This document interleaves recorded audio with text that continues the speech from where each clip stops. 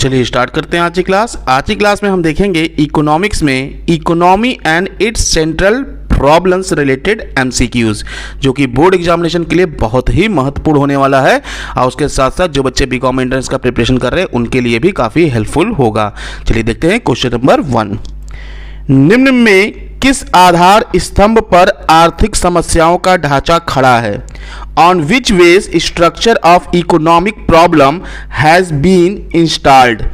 Option A है असीमित आवश्यकताएं, अनलिमिटेड वांट्स, बी है सीमित साधन, लिमिटेड रिसोर्सेज, सी है ए और बी दोनों, बोथ ए एंड बी, और डी है नन ऑफ द एबव, मतलब उपयुक्त में से कोई नहीं। तो इसका जो राइट आंसर होगा वो होगा option C, A and B दोनों, both A and B. Question number 2। निम्न में से कौन सा कथन सही है? Which of the following statement is true? A है मनुष्य की आवश्यकताएं अनंत होती हैं, human wants are infinite. B है साधन सीमित होते हैं, resources are limited.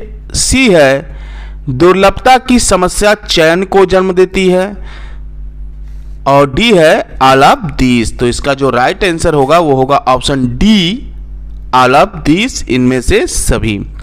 Question number 3। अर्थव्यवस्था की केंद्रीय समस्याएं कौन सी हैं? ए है साधनों का आवंटन, एलोकेशन ऑफ रिसोर्सेज। बी है साधनों का कुशलतम प्रयोग या उपयोग, ऑप्टिमम यूटिलाइजेशन ऑफ रिसोर्सेज। सी है आर्थिक विकास, इकोनॉमिक डेवलपमेंट, और डी है ऑल ऑफ द एबव, उपयुक्त सभी। तो इसका जो राइट आंसर होगा वो होगा ऑप्शन डी, उपयुक्त सभी, all of the above. Question number 4। आर्थिक समस्या मूलतः किस तथ्य की समस्या है? To which factor economic problem is basically related to? Option A है चुनाव की, चॉइस। बी है उपभोक्ता चयन की, कंज्यूमर सिलेक्शन। सी है फर्म चयन की, फर्म सिलेक्शन। डी है नन ऑफ दीज, इनमें से कोई नहीं। तो इसका जो राइट आंसर होगा वो होगा ऑप्शन ए, चुनाव की, चॉइस। Question number 5। साधन की प्रमुख विशेषताएं कौन सी हैं? Which of the following is the silent feature of a factor और रिसोर्सेज? ऑप्शन ए है यह मानव आवश्यकताओं की तुलना में सीमित है, these are limited as compare to wants. B है इनका वैकल्पिक प्रयोग संभव है, these have alternative uses. C है ए और बी दोनों, बोथ ए एंड बी, और डी है नन ऑफ द एबव, इनमें से कोई नहीं। तो इसका जो राइट आंसर होगा वो होगा ऑप्शन सी, ए और बी दोनों, बोथ ए एंड बी, मतलब यह मानव आवश्यकताओं की तुलना में सीमित भी है और इनका वैकल्पिक प्रयोग भी संभव है। Question number 6। अर्थव्यवस्था की केंद्रीय समस्याएं हैं। The central problem of an economy is? Option A है क्या उत्पादन हो, व्हाट टू प्रोड्यूस। बी है कैसे उत्पादन हो, हाउ टू प्रोड्यूस। सी है उत्पादित वस्तुओं का वितरण कैसे हो, how to distribute produced goods, और डी है ऑल ऑफ द एबव। तो इसका जो राइट आंसर होगा वो होगा option D, all the above, उपयुक्त सभी। Question number 7।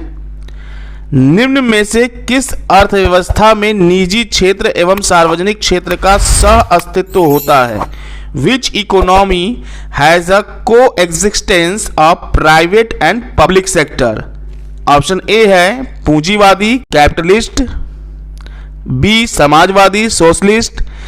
सी मिश्रित, मिक्स्ड, और डी है इनमें से कोई नहीं, नन ऑफ दिस। तो इसका जो राइट आंसर होगा वो होगा मिक्स्ड, मिश्रित। Question number 8। एक समाजवादी अर्थव्यवस्था का मूल उद्देश्य होता है। The main objective of a socialist economy is? A है अधिकाधिक उत्पादन, मैक्सिमम प्रोडक्शन। बी है आर्थिक स्वतंत्रता, इकोनॉमिक फ्रीडम। सी है मुनाफा कमाना, अर्निंग प्रॉफिट, और डी है अधिकतम लोक कल्याण, मैक्सिमम पब्लिक वेलफेयर। तो इसका जो राइट आंसर होगा वो होगा ऑप्शन डी अधिकतम लोक कल्याण, maximum public welfare. Question number 9, किस अर्थव्यवस्था में कीमत तंत्र के आधार पर निर्णय लिए जाते हैं? In which economic decision are taken on the basis of price mechanism.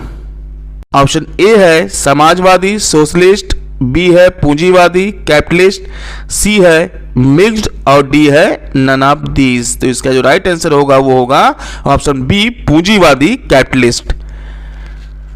Question number 10, उत्पादन संभावना वक्र का ढाल गिरता है। The slope of a production possibility curve falls.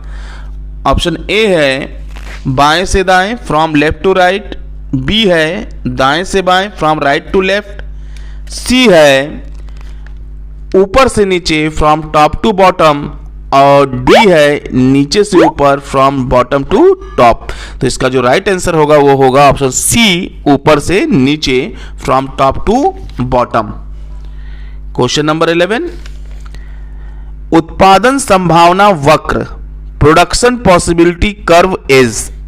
Option A है अक्ष की ओर नतोदर होती है, concave to the axis, B है अक्ष की ओर उन्नतोदर होती है, convex to the axis, C है अक्ष के समांतर होती है, पैरेलल टू द एक्सिस, और डी है अक्ष के लंबवत होती है, वर्टिकल टू द एक्सिस। तो इसका जो राइट आंसर होगा वो होगा ऑप्शन ए अक्ष की ओर नतोदर होती है, concave to the axis. Question number 12, उस वक्र का नाम बताइए जो आर्थिक समस्या दर्शाता है। Mention the name of the curve which shows economic problem.